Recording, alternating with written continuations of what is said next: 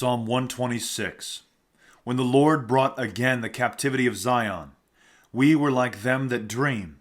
Then was our mouth filled with laughter, and our tongue with joy. Then said they among the heathen, The Lord hath done great things for them. The Lord hath done great things for us, whereof we rejoice. O Lord, bring again our captivity as the rivers in the south. They that sow in tears shall reap in joy.